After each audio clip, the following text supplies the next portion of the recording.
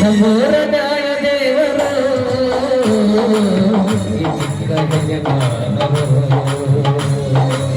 ನಮ್ಮೂರ ನ್ಯಾಯ ದೇವರು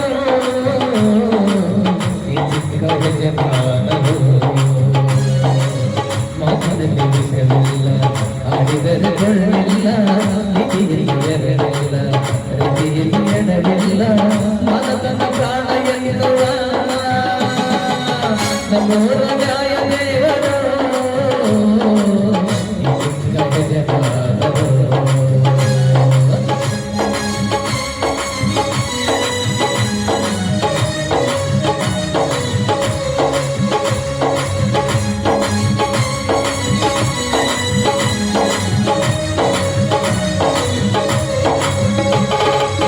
ನಮ್ಮೂರ ನ್ಯಾಯ ದೇವರು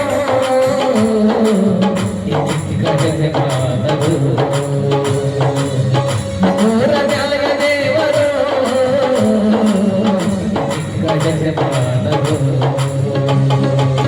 ಮದಿನಲ್ಲಿ ವಿಷವಿಲ್ಲ ಆಡಿದರೆ ಕಣ್ಣಿಲ್ಲ ಮಿತಿಯಲ್ಲಿ ಎದರಿಲ್ಲ ರತಿಯಲ್ಲಿ ಎಡವಿಲ್ಲ ಮನದ ಪ್ರಾಣ ಎನ್ನುವ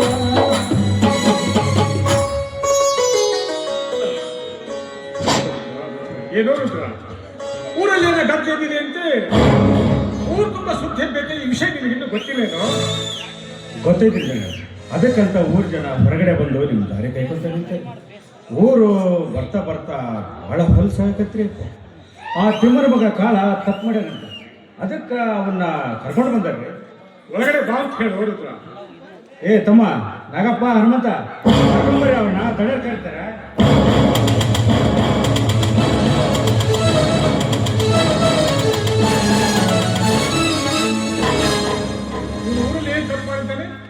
ಏನಂತ ಹೇಳಬೇಕ್ರಿ, ಹಿಂದೊಮ್ಮೆ ಇದ ಊರಾಗ ಇವ ಕಳೆತನ ಮಾಡಿ ಅದು ಅಲ್ಲ ಜೋಳದ ಗೂಡಿಗೆ ಬೆಂಕಿ ಹಚ್ಚಿತ್ತು.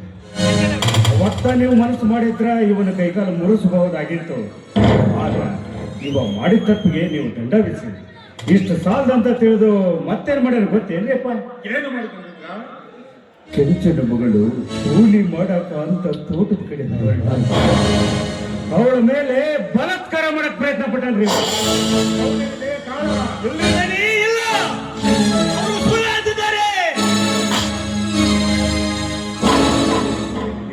ಯಾರು ಕಣ್ಮುಗಿ ನಿಂತಿರುವ ಎಂಬ ಅರಿವು ನಿನಗೆ ನಾವು ಇದೆಯೇ? 40 ಜನರ ಸಮಸ್ಯೆಗಳನ್ನು ಬಗೆಹರಿಸುವ ನ್ಯಾಯವಂತರ ಮನಿತನ, ಧರ್ಮವಂತರ ಮನಿತನ. ಇಂಥ ಮನುಷ್ಯರಿಂದ ಅನ್ಯಾಯದ ಮಾತುಗಳನ್ನು ಆಡಿದರೆ ಬೆಳ್ಳಿಯ 10 ಜನರನ್ನು ಹಿಡಿದುಕೊಂಡು ಬಂದಾಗಲೇ ನಾನು ಅರ್ಥ ಮಾಡಿಕೊಂಡೆ ನೀನೇ ನಾನು ತಪ್ಪು ಮಾಡಲೇಬೇಕಂತ. ಇದು ಶತಸಿದ್ಧ. ಈ ತಂತ್ರಾಂಶದಲ್ಲಿ ಹೆಚ್ಚು ಸತ್ಯವಂತರಿಗೆ ಬೆಲೆ ಇದೆ ಹೊರತು ಸುಳ್ಳಿನ ಸಂತೆ ಕಟ್ಟುವವರಿಗೆ ಶಿಕ್ಷೆ ಎಂದಿಗೂ ತಪ್ಪಿದ್ದಲ್ಲ. ಈ ಮಾಡಿದ ಅಪರಾಧ ಸತ್ಯವೋ ಸುಳ್ಳು ಎಂಬುದನ್ನು ನಿನ್ನ ಬಾಯಿಂದಲೇ ಮಗಳು. ಅವ್ರ ಬಾಯಿಂದ ಏನು ಕೇಳ್ತಿರಿ?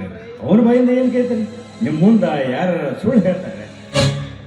ನೀವು ಸುತ್ತ 40 ಹಳ್ಳಿಗೆ ನ್ಯಾಯ ಹೇಳಕ ನೀವು ಹುಟ್ಟಿದ್ವಿ. ನೀವು ನ್ಯಾಯ ತೀರ್ಮಾನ ಮಾಡಿದ ಮೇಲೆ ಸಾಕ್ಷಾತ್ ಆ ದೇವರ ನ್ಯಾಯ ತೀರ್ಮಾನ ಮಾಡಿದಾಗ ನಿಮ್ಮನ್ನು ಹಿಡಿದು ನಿಮ್ಮ ಮುತ್ತಜ್ಜನ ಕಾಲದಿಂದಲೂ ನ್ಯಾಯ ತೀರ್ಮಾನ ಮಾಡುತ್ತಾ ಬಂದ ಮನೆತನವಿದೆ. ಇಲ್ಲಿ ಸತ್ಯ, ನ್ಯಾಯ, ನೀತಿ, ಧರ್ಮವೇ ಈ ಧರ್ಮಾಪುರದಲ್ಲಿ ಕೆದಗಿಸಿ. ಇಂತಹ ನಾಡಿಗೆ ನಿಮ್ಮಂತ ದಡಿ ಸಿಕ್ಕಿತ್ತು ನಮ್ಮ ಪುಣ್ಯ ಅಂತ ನಾವು ತಿಳಿದ್ರಿ ಅಪ್ಪ. ನಿಮ್ಮಂಥವರ ಈ ಮನೆತನ ಜೀವಂತ ಇರುವವರೆಗೂ ಸುತ್ತ 40 ಹಳ್ಳಿಯ ಜನ ನೆಮ್ಮದಿಯಿಂದ ಬದುಕ್ತಿವ್ರಿ ದಡಿ.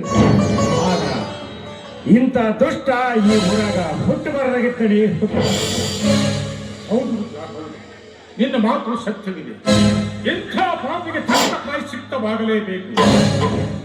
ಕಾಲ ಇವತ್ತಿನಿಂದ ಈ ಊರಲ್ಲಿ ಬದುಕಬಾರದು. ಊರು ಬಿಟ್ಟು ತೊಲಗಬೇಕು. ಮತ್ತೆ ಮರ ಈ ಊರಿಗೆ ಬರಕೂಡದು. ಒಂದು ವೇಳೆ ಬಂದಿದ್ದಿ ಆದರೆ ನಿನ್ನ ಕುತ್ತಿಗೆಯನ್ನು ಕತ್ತರಿಸಿ ಹನುಮಪ್ಪನ ಕಟ್ಟಬೇಕಾಗುತ್ತದೆ. ಇದೇ ನಿಮಗೆ ಕೊನೆಯ ಎಚ್ಚರಿಕೆ. ಹೊರಟು ಹೋಗು.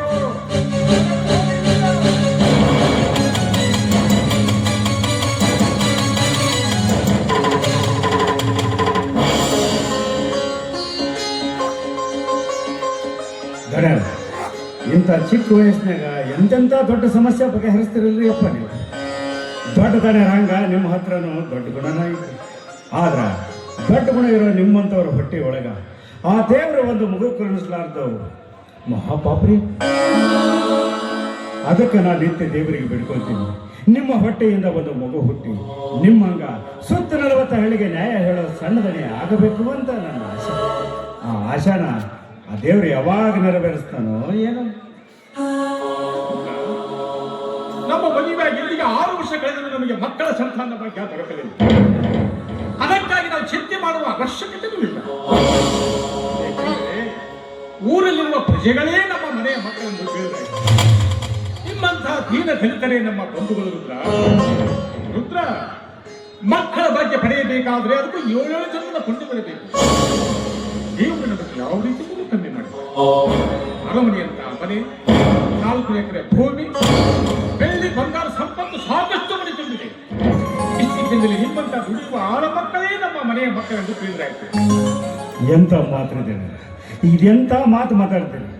ನಾವು ನಮ್ಮ ಮುತ್ತಜ್ಜನ ಕಾಲದಿಂದಲೂ ಈ ಮನೆಯಾಗ ದುಡಿತಾ ಬಂದು ನಮ್ಮನ್ನ ನೀವು ಹೊಟ್ಟೆ ಮಕ್ಕಳಿಗಿಂತ ಹೆಚ್ಚು ಪ್ರೀತಿಯಿಂದ ಕಂಡ್ರೆ, ಆದರೂ ನಾವು ಈ ಮನೆ ಮಕ್ಕಳು ಆಗೋದಿಲ್ಲ. ಈ ಮನೆಗೆ ಒಬ್ಬ ಮಗ ಬೇಕೇ ಬೇಕು. ಅದಕ್ಕೆ ನಾನು ನಿತ್ಯ ದೇವರಿಗೆ ಬೇಡಿಕೊಳ್ಳೋದು, ನಿಮ್ಮ ಹೊಟ್ಟೆಯಿಂದ ಒಂದು ಮಗು ಹುಟ್ಟಿದ್ರ ಊರಲ್ಲಿರುವ ಎಲ್ಲ ದೇವರಿಗೆ ತುಪ್ಪದ ಅಭಿಷೇಕ ಮಾಡಿಸ್ತೀನಿ ಅಂತ ನಾನು ನೀನು ಈ ಮನೆಯ ಮಗ ನಿನ್ನಂತ ವಿಶ್ವಾಸದ ಅಭಿಮಾನ ಸಿಗಬೇಕಾದ್ರೆ ಈ ಮನೆತನ ಪುಣ್ಯ ಮಾಡಿದ್ರ. ಈ ಮನೆತನ ಪುಣ್ಯ ಮಾಡಿದ ಅಪ್ಪರ, ನನ್ನ ಪುಣ್ಯ ಈ ಮನೆತನಕ್ಕಿಲ್ರಿ. ಈ ಮನೆಯ ಅನ್ನ ಉಣ್ಣುವ ಋಣ ನನಗೈತ್ರಿ. ಆ ಋಣನ ನಾನು ಯಾವಾಗ ತೀರಿಸ್ತೀನೋ ಏನು. ಈ ಜಗತ್ತಿನಲ್ಲಿ ಪುಣ್ಯ ಮಾಡಿದವರಿಗೆ ಒಬ್ಬರ ಋಣ ಒಬ್ಬರು ಮುಟ್ಟಿಸುವ ಕಾಲ ಆ ದೇವರು ತಂದೆ ಇರ್ತಾನೆ. ಸ್ವಲ್ಪ ತೋಟ ಕಡೆ ಹೋಗಿ ಬರ್ತೀಯಾ? ಆಯ್ತು.